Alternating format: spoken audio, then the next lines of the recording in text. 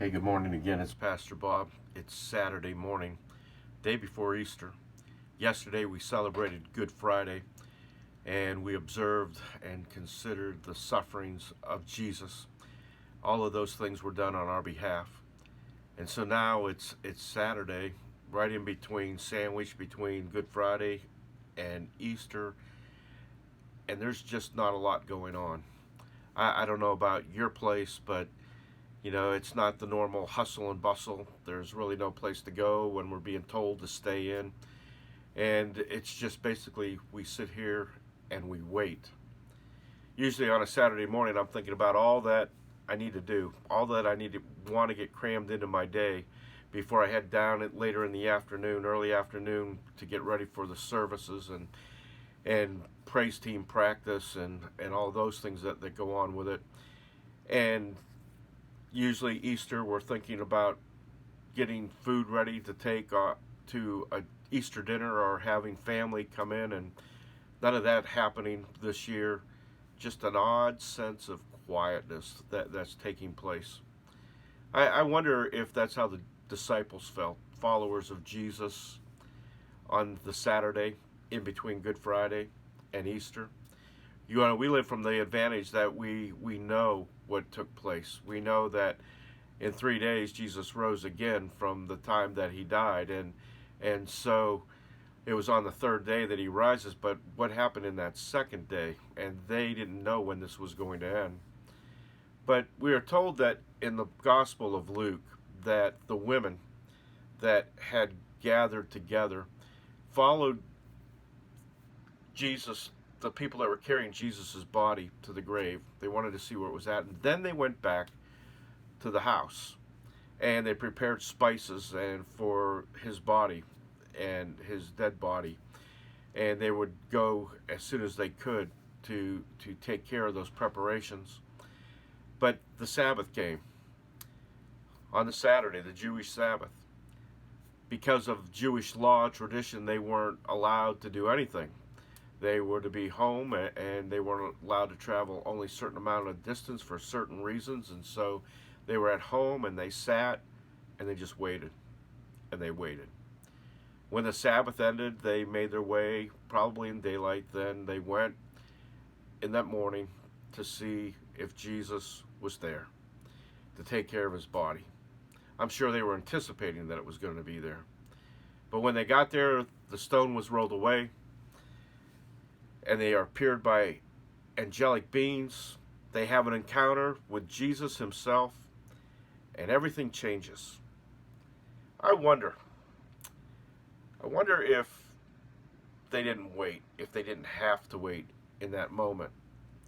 I wonder if what their encounter would have been on that Saturday. But because they waited, they were able to have an encounter with Jesus.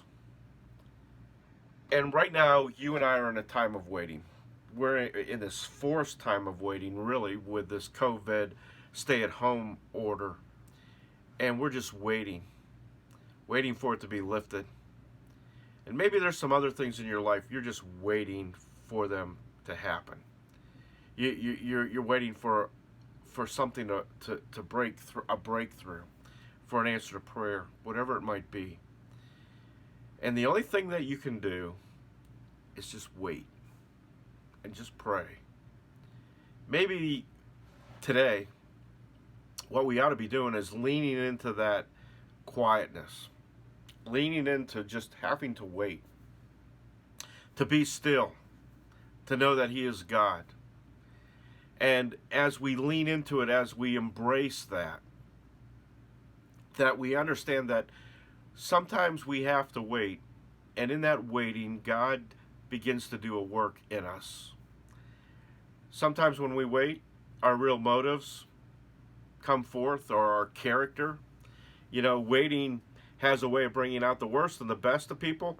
If you don't believe that, then get into a traffic jam. Go to an airport where a flight is late and just begin to observe people. And you'll realize that waiting can bring the worst and the best out.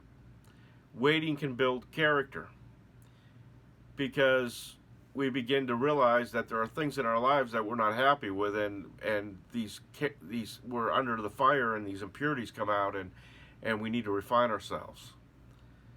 Sometimes waiting can provide an atmosphere for healing, and I'm thinking about, waiting in times of sorrow and grief. And the disciples, these women, that Saturday was a time of waiting. It was a time to go deal with Jesus' body. And sometimes waiting, God gives us rest to heal us emotionally, physically, to renew us spiritually. I know one thing, building really helps us with our intimacy, and helps us build dependency upon God. Because when there's nothing else that we can do, the only thing we can do is pray. We need to totally rely upon God. And when we do that, our intimacy grows. One other thing that waiting does is it sure anticipates, builds up anticipation within our lives, doesn't it? Remember when you were a kid and you were waiting for Christmas to come? You went to bed at Christmas Eve and you just couldn't wait until it was the time to get up. There was that great anticipation. Well, today we wait. And tomorrow we'll celebrate the resurrection of Christ. I pray that you'll have a good day today, and God bless you.